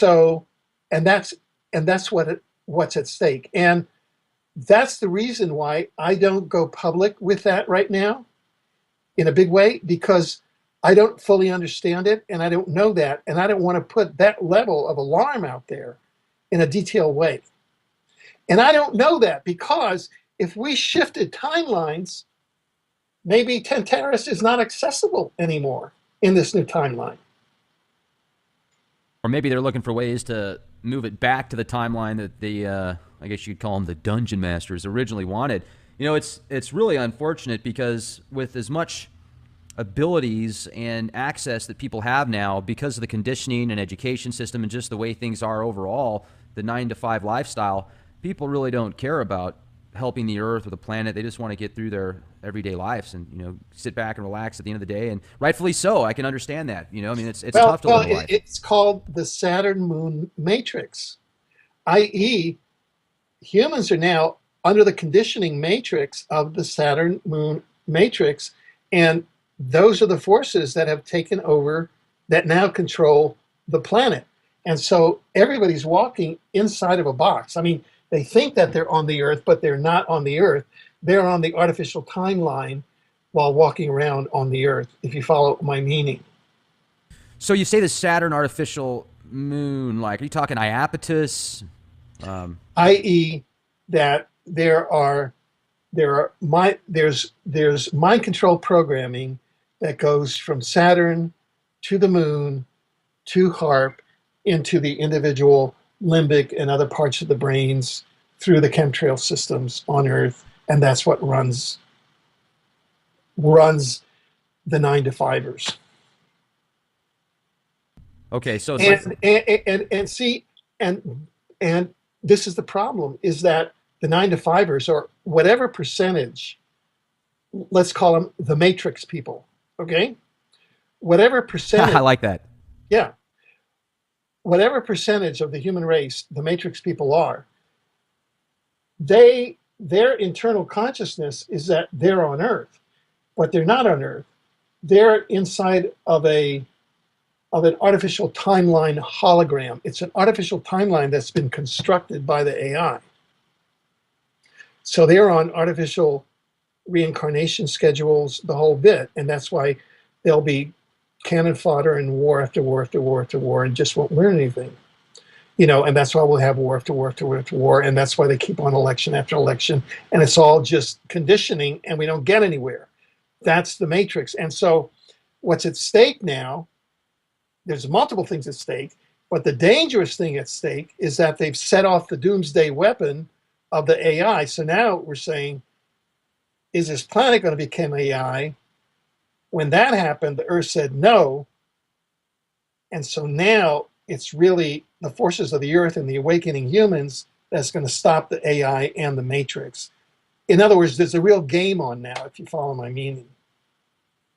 It seems like this perpetual state of war, the yin, the yang, as above, so below, whatever correlation or phrase you want to use for it, it all seems to correlate with things that have happened previously, and it's just fascinating. So it would be nice if you're right and if things start to improve, but I'm certainly skeptical on that.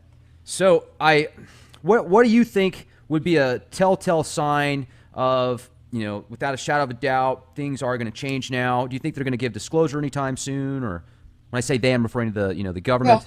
Well, I think that put it this way: this is a marathon, and it's not a sprint. And Americans are 5% of the world population. The rest of the population is 95%, right? But Americans are in a very special bubble, because think about it. Here you have 5%, and the whole world is paying attention to their elections, to their movies, and to their memes, right? Right. Okay? So there must be a reason for that. And I've been sitting around trying to understand what that reason is. Really trying to understand, why is that? And I think it relates to, it must relate to the AI, it relates to the birth sign of the US, it relates to the souls. It may relate to the contracts that the US has made with certain off-planet civilizations, the technology, the fact that it has secret time travel technology and is run by secret time travel, so it has advantages over the rest of the population. Like, for example, the Star Wars trilogy, or Star Wars 7 films. Sure. That's based on a true story. That's based on the Orion Wars. So the U.S. is telling the rest of the world its story, for what went on for the last 200,000-300,000 years. Richard Hoagland has the same theory on that, as Star Wars being a basic history of what really happened millions of years ago, possibly. Yeah, in fact, I just had a fellow on our show who has done interviews with people, and they all have dreams and spontaneous memories of their actions in the past Star Wars. And they've all been brought together under this experimental program to recreate the wars. Uh, so all it looks like we're getting to a period now where we're remembering this and we're recreating our past, and a lot of the hidden stuff is is being exposed. So we're coming to some kind of resolution, and hopefully, I think it's going to be a positive resolution.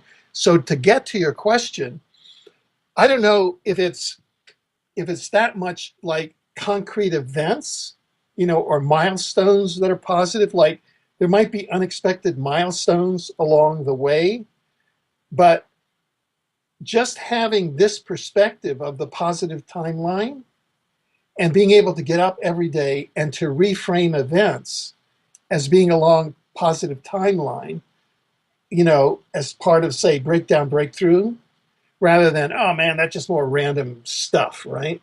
Right. Then people every day, everybody gets a bit more flexible in their perception, because people, all of us are actually co-creating the hologram that we are in. The human, see, we're inside a movie, believe it or not. The whole And world's a stage. yeah. And so, in a certain way, the Americans are getting the 2016 election that they're creating, right? Okay. Yeah. And so Americans could create a totally different thing, right? It could be more pleasant, less pleasant, or whatever. We could create a totally different world than we want. Now, it just depends like who's going to be in charge. Right now, the Hillary people got the guys who control the Trump people, and all those two guys were put together to make sure that we had this type of an election so Hillary wins, right? And the most women vote for Hillary and all of that, right? And somehow it's part of Trump's karma, and somehow he went negative, but all of that negative is going to supply the positive to put Hillary over the top. But he's like, terrible, but it's all a sham, okay? And it's all social engineering, probably not of the most positive sort. But if we can get the old controllers out, the old farm team of the CIA, they're all the old Rockefeller Rothschild farm team, right? And if we can get that farm team out of power, and bring in new leadership with imagination, we can create a much better world with much better policies. So that's what we're working with. In other words, this reality is just a better movie. So you fire the old directors and actors and script writers, and you get a better script, and you make a better movie. It's as simple as that. We're inside an intelligently directed hologram that we're incarnating into, that we're creating free will now more than ever. That's the point of the positive timeline. Scientifically, that's a scientific fact. So especially as millennials start waking up and coming into power, that's the changes that have to be made, in my opinion.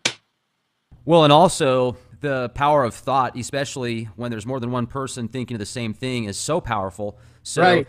I guess we need to remind people, and I need to remind myself of this and our listeners, the more positive thoughts you have and imagination towards what you feel is the change that you want to see is most important. It's good to talk about what's in front of us and what's going on, but to perpetually fear that and think that that's going to be the outcome no matter what and there's nothing we can do, well, maybe that's exactly what they want. Yeah. And now we are free to create this reality, and we do. And I think that that's what we're all learning now. And so that's how I do it. Those are that's the creations that I'm creating. How do we move this hologram forward so it's a maximal of creativity, growth, the whole thing. And I think that that's the way that the flow is. It's just flowing that way because we had a fundamental shift when Gaia said, no, no more. Boom. And we're moving forward. That's how I feel. Absolutely. So, what is the soul, and how do you prove its existence after physical life? By the soul, uh, first of all, what I decided to do when I wrote this book was to limit myself to sources of what I called empirical evidence gathered according to the scientific method. And what the scientific method is that you have laboratory protocols and replicable results.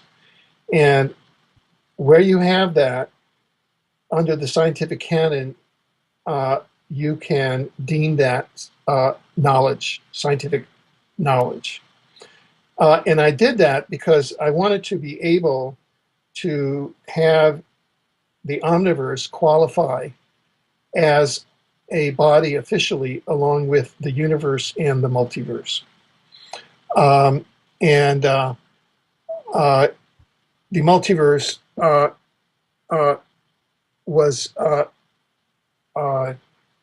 discovered and named in 1895 by the American psychologist and philosopher William James. And my book, as far as I know, is the first that really names and identifies and proves with the rigor of the scientific method the omniverse as the third of three cosmological bodies around which humanity arranges its understanding of reality. And the, the, the main addition of the omniverse is that in addition to the universe and the multiverse, which is a collection of all of the universes, the omniverse includes the spiritual dimensions, which include the intelligent civilization of souls, the spiritual beings, and source. And the spiritual dimensions also act as a collective. For example, all the universes of the multiverse are created by the spiritual dimensions, that is, source, spiritual beings, and the intelligent civilization of souls acting as a collective. All of us, all of our souls, collectively create and maintain all of the universes and all the solar systems in there. And that's part of the individual duties that we have. Aside from the opportunities to incarnate in the universes, we're also assigned, between incarnations to go to a particular universe and help create a star system or tweak time in a particular universe or help, develop an exophenotype or be a guide to a particular soul or, stuff like that. So this is a very, very complex thing, but that's how it works. And that is the addition of the omniverse. And now the reason why we can say that there is a science base to the omniverse is because there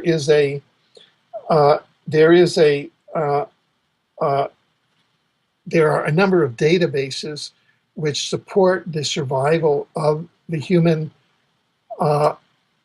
spirit after death, bodily death, and also which give us a model of the dynamics of how the spiritual dimensions and the interlife or the afterlife work, and also which are part of what the science of the soul is, which tell us what the science of, quote, source or God is. But there are a lot of open questions.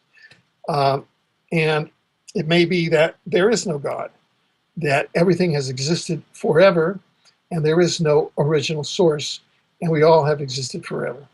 And that's one option. And so all questions are open to the evidence and to interpretation.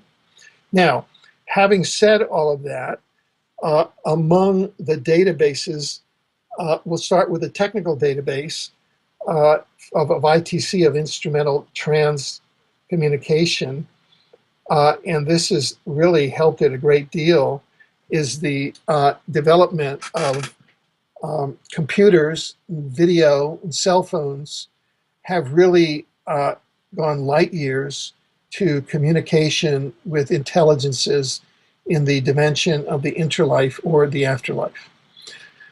And so you can go to the chapter on the interlife, the interlife or the afterlife, and look up ITC, instrumental transcommunication, or Google it, or start. And basically, that's in the same way that you and I are having a conversation on Skype now. You can have a conversation on Skype with a person in the afterlife, and that's because we're just in two different dimensions of energy. And in my slideshows, I show pictures of a video chat with a person in the afterlife. Hello? Yeah, I'm listening to you. How'd that go?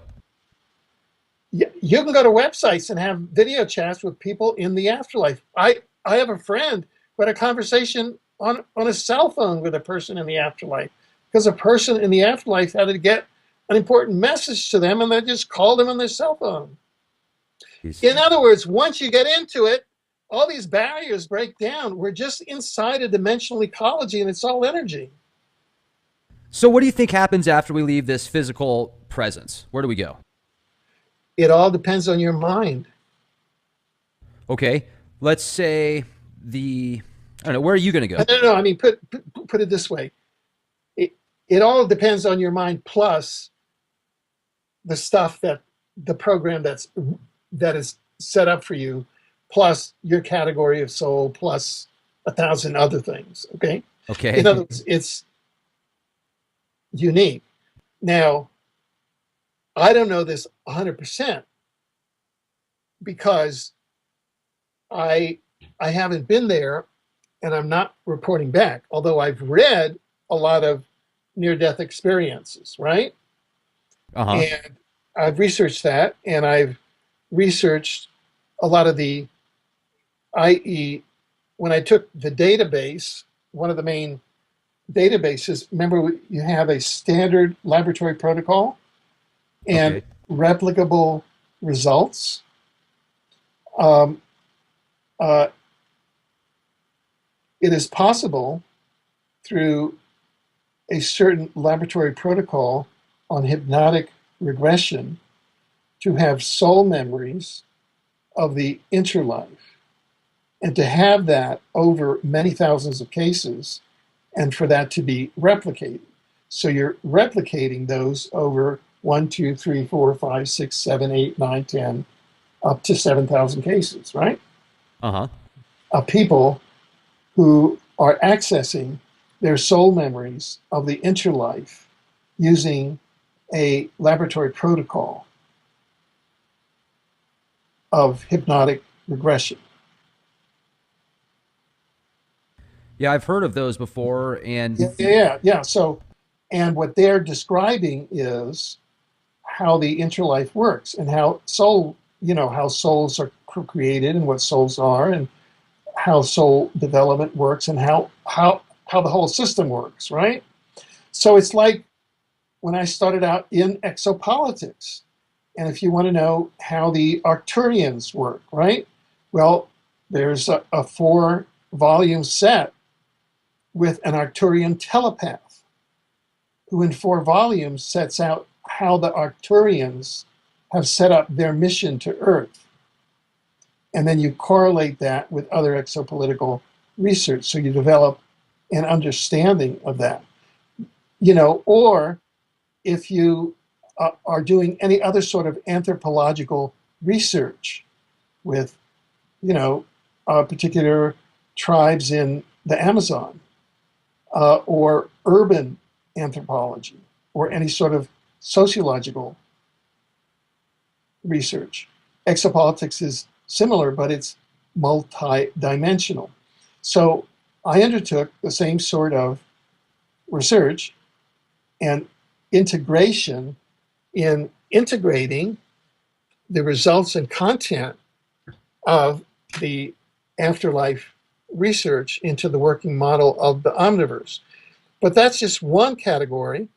And you've got ITC, instrumental transcommunication, which is the computerized, and then you've got all sorts of combinations of mediumistic based information where you've got cross correspondences, where you'll set up a bunch of mediums at different locations on Earth, and you'll set up a bunch of intelligences in the interlife, out there, and then you give them you give them all partial messages that they don't know, and then it all ends up that the cross correspondences work so that you're proving that it's not telepathy and all of these things, and that it's probably survival in the afterlife.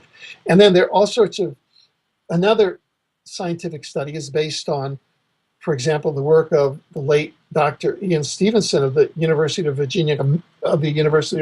Virginia Medical School, who was a professor there, who studies on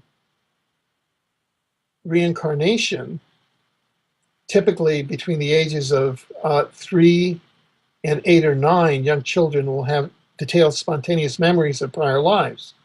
So he studies those, and then he goes back to the location of the prior life, of the reported prior life, and documents them. And he has many volumes of these studies, and there's a center at the University of Virginia Medical School based on his work, and there's a whole... Drove past there last year. Sorry? I drove past there last year, right off of Virginia Beach. Yeah. Yeah. In fact, there, I met Edgar Case's grandson when I was at Virginia Beach. Oh, that's cool. The last time. Yeah. So there's all of these science-based studies. And what I found is that the single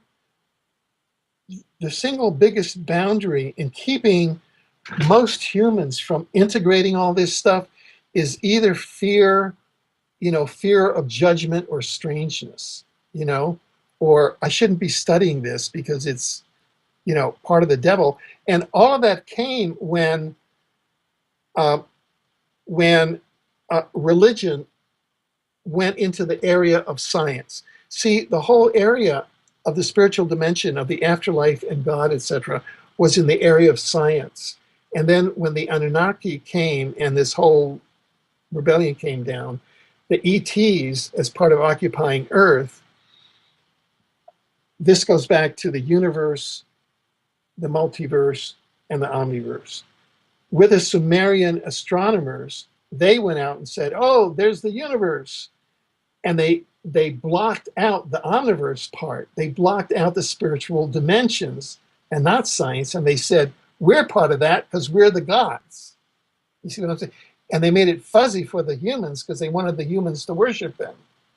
But that used to be under science and exopolitics. So now what we're doing by reintroducing the omniverse, in other words, a science-based study of the soul, of the interlife, of God, of the workings of creation, etc., we're going back to the wholeness before this separation happened, before the rebellion and before the conceptual understanding by the Anunnaki and by these manipulatory AI-associated extraterrestrials. That's kind of the historical context and importance of the book, The Omniverse. In my humble opinion, of course, I'm not promoting it as an author, right? But anyway, so that's the importance of these understandings historically. And you ask, what is the soul? Well, for example, in this material of the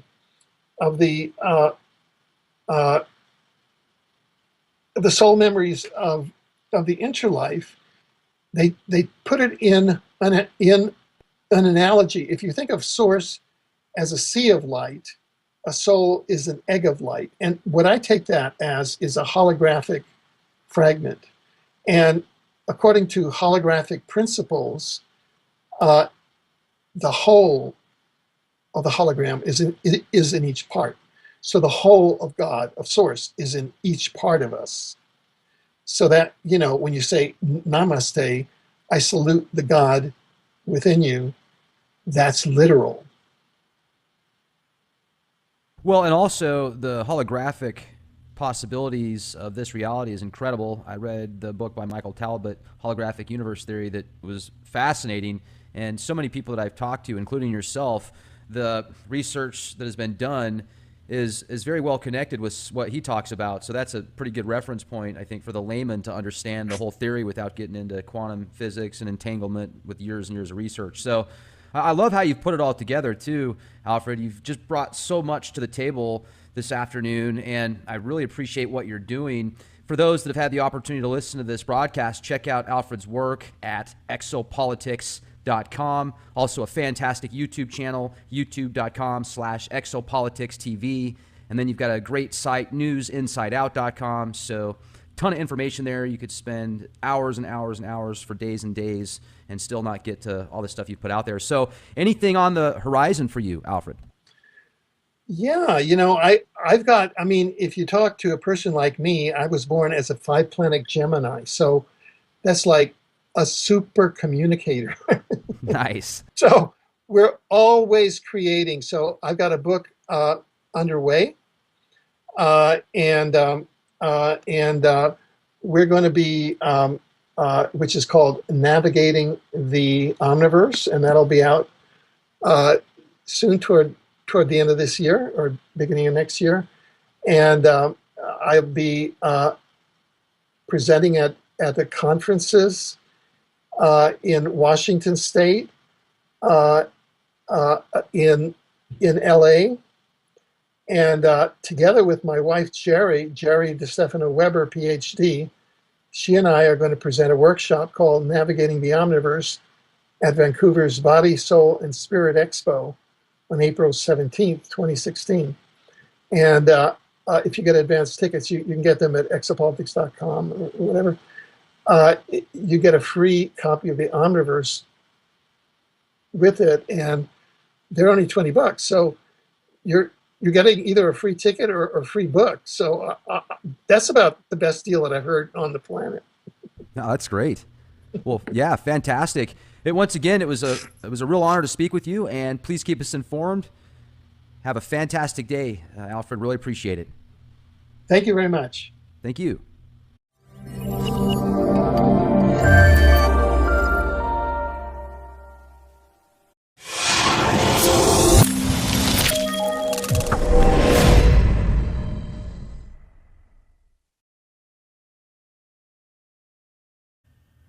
Ladies and gentlemen, thank you very much for joining us for this edition of Leak Project.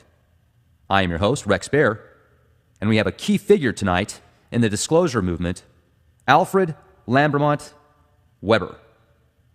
a futurist, philosopher, author, investigator, and founder of exopolitics.com, the science of relations among intelligent civilizations, souls and source in the omniverse. Alfred has spent countless hours uncovering the mysteries and phenomenons associated with the disclosure movement. UFOs, extraterrestrials, abductions, the paranormal, and secret societies. Author of Exopolitics, Politics, Government, and Law in the Universe, also The Omniverse, Transdimensional Intelligence, Time Travel, the Afterlife, and the Secret Colony on Mars. With degrees from Yale and Georgetown, also a Fulbright Scholar in International Economic Integration in Uruguay, he has quite the resume. Teaching economics at Yale University and the Bill of Rights at the University of Texas, Alfred was general counsel to the New York City Environmental Protection Administration, also a futurist at Stanford Research Institute, where he directed the proposed 1977 Carter White House extraterrestrial communication study, and was also an NGO delegate to the United Nations and the Unispace Conference. A superfluity of information is available at exopolitics.com, also newsinsideout.com, and an amazing YouTube channel with over 37,000 subscribers, youtube.com/exopoliticstv.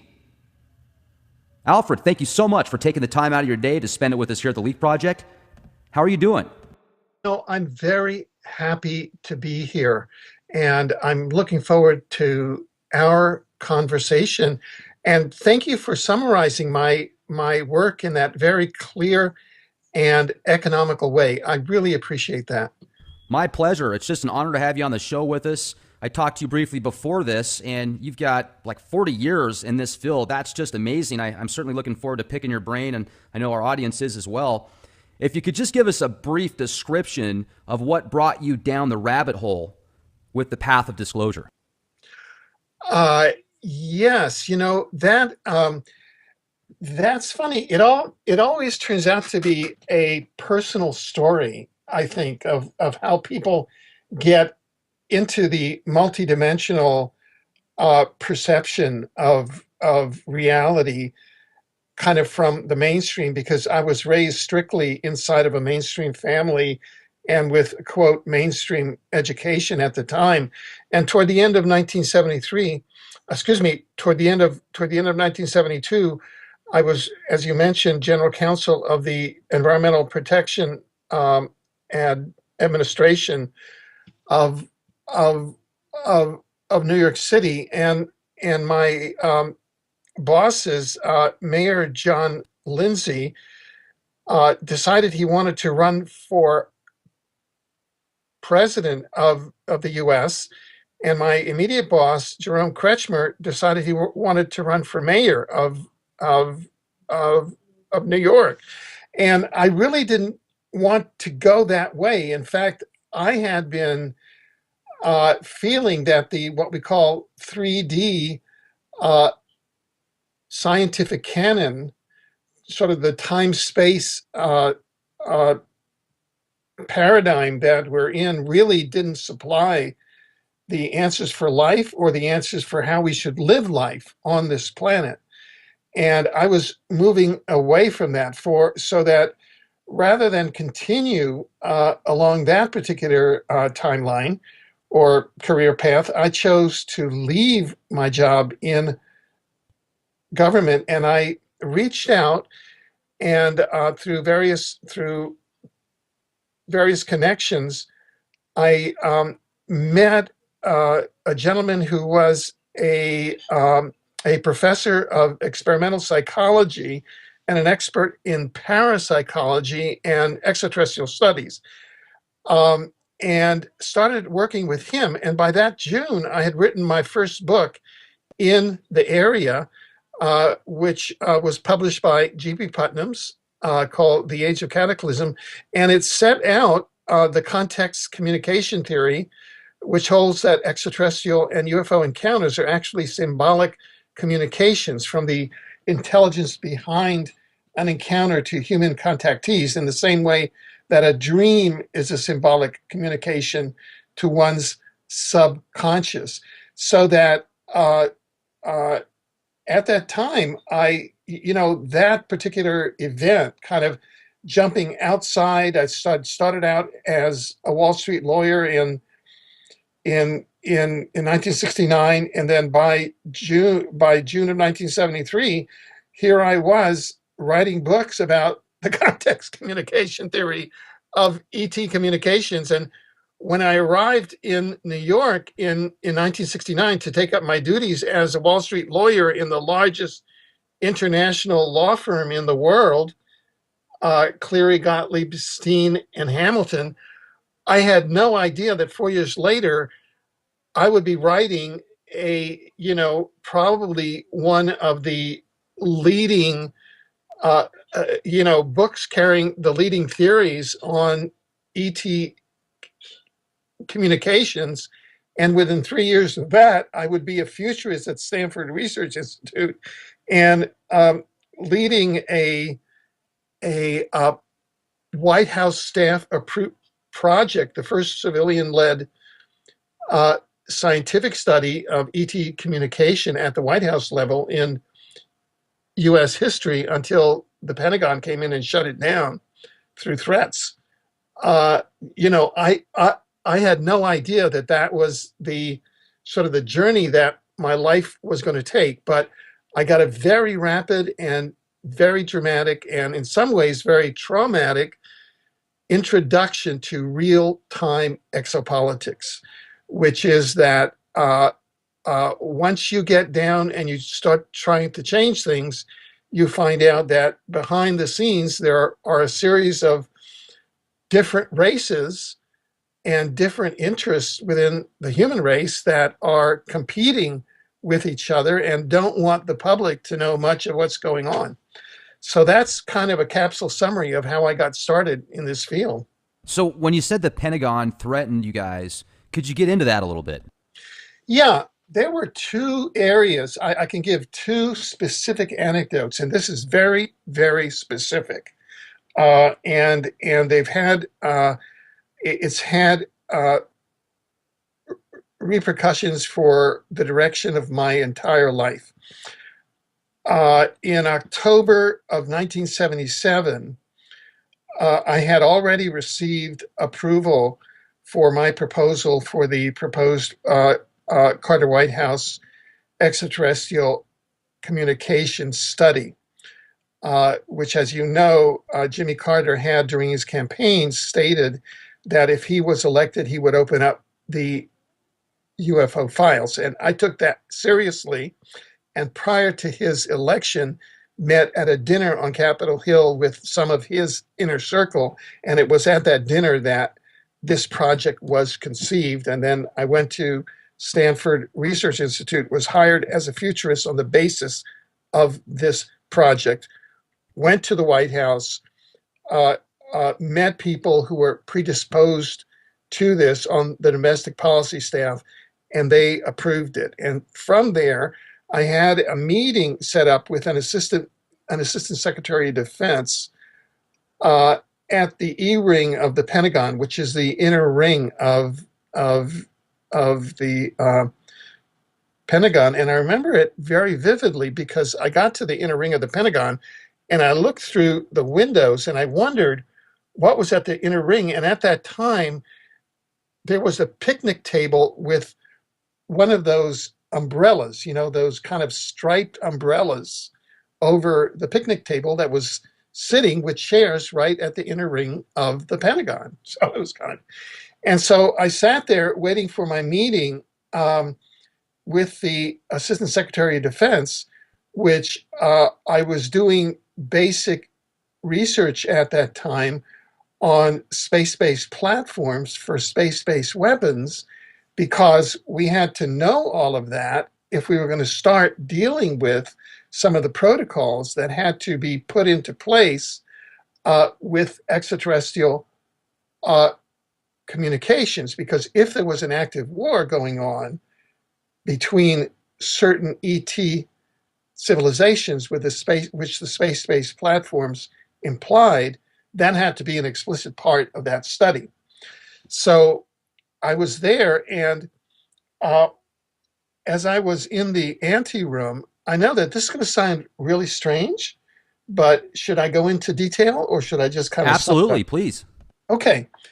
This was very weird because up until that point, you know, I had not read anything on mind control attacks and on what you call mind control weapons, or what they call directed energy weapons.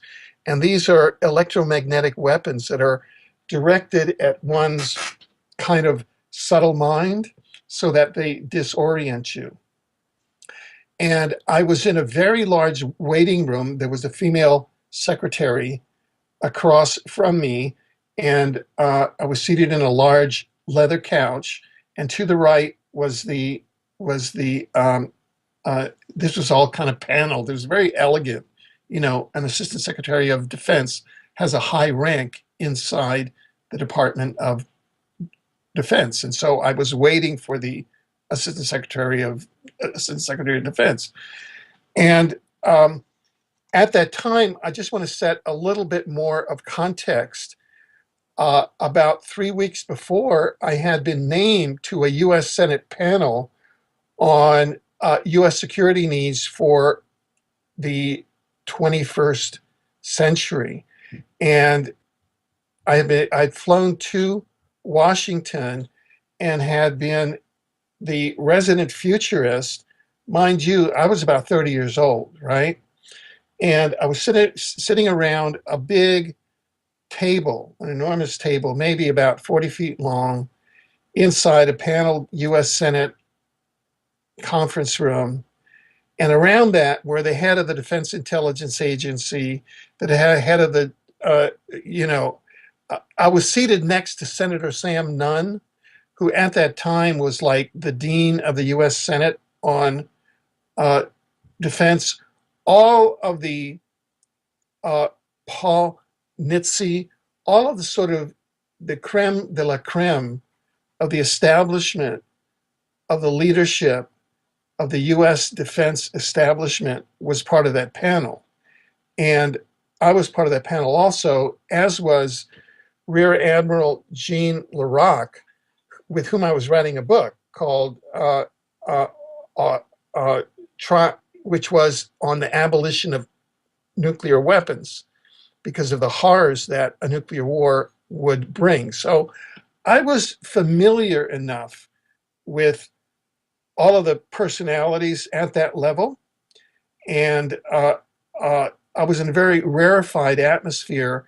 And at that meeting 3 weeks before, I had confronted the head of the Defense Intelligence Agency and the head of U.S. Air Force intelligence to the point where he like, threw down his pencil and turned blank white when I said, in a nuclear war, there are no victors, there are no vanquished. I mean, there was the entire fraternity of nuclear weaponry there around that table. And for them, nuclear war was business as usual. And I came in and I wanted to shut down nuclear war on the planet, right? And I was 30 years old, and fools rush in where angels fear to tread, right? Right. You're in the belly of the beast. Yeah, yeah, yeah. So wham, I did that. So here I am. Between that, I go to the White House, I get the approval. Then I'm set up with this appointment with the Assistant Secretary of Defense, and I go over there, and I'm sitting in the antechamber, and they have me wait for a while, and then all of a sudden there's a secretary. She's a very elegantly dressed, kind of middle-aged secretary, probably about 35 years old, very prim and proper, and she's reading a newspaper, and all of a sudden she picks up her her her newspaper, right, and puts it up as though she's reading it, and the so that the back of the newspaper is facing me, and on the back of the newspaper is blank except for three large letters, about half the three letters are about half the size of the full size length newspaper that would be the size of the Washington Post or the New York Times, and those three letters are SEX. Right? Wow. So I'm sitting there. I'm in my suit and tie. I'm in a formal setting. I just came from the White House where they approved my project. I'm trying to get this. I'm trying to get NASA on board. I'm trying to get this Assistant Secretary of Defense so that the Pentagon will be on board my project, right? Uh-huh. And I walk in, and this secretary pulls out this newspaper and suddenly pulls out this SEX, right?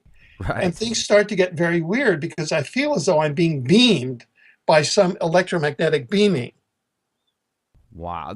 Was it making you hot? Was it making you horny? I mean, what was it doing? Yeah, what it does is it kind of disorients you. It sort of disorients you. Like think about like you're in the movie, like in a movie where you're disoriented, Sure. like all of a sudden you're in that movie, um, Truman Enemy Show? of the State, Oh, okay. Enemy of the State. Yeah, yeah. Yeah, yeah. So you're in the inner ring of the Pentagon, and then all of a sudden the Pentagon is turned against you, and there's this big thing, sex, and you're about to meet